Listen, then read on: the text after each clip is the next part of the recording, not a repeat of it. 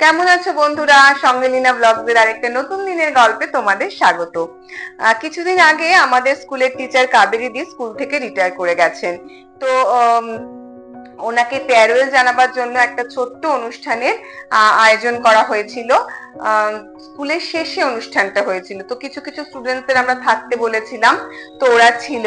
অনুষ্ঠানে সব টিচাররা কাবেরীদির সঙ্গে কাটানো দিনগুলো নিয়ে বললেন, উনিও ওনার স্কুলের অভিজ্ঞতার ব্যাপারে স্মৃতিচারণ করলেন।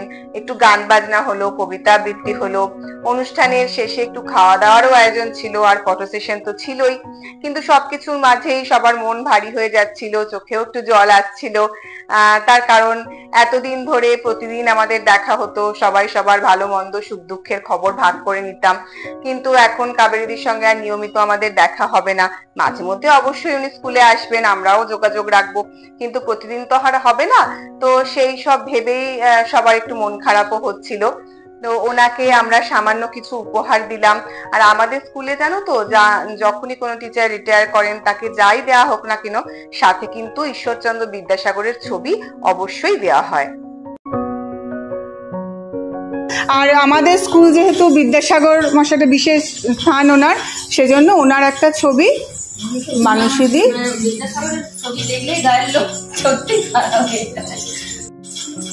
তোমরা হাততালি দিতে থাকো।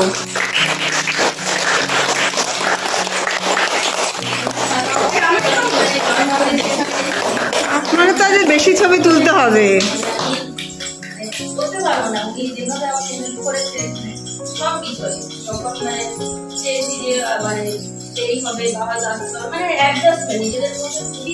আমি যদি একটু মানে পারি বা পেরেছি শিখতে, সেটা আমার অনেক পাওয়া।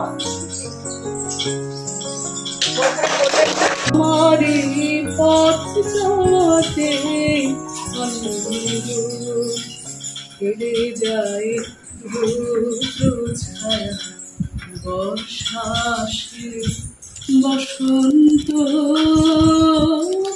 আমারি পথ চলতে তারাই সাক্ষী আসে যায় খবর নিয়ে, তারাই সাক্ষী আসে যায় খবর নিয়ে।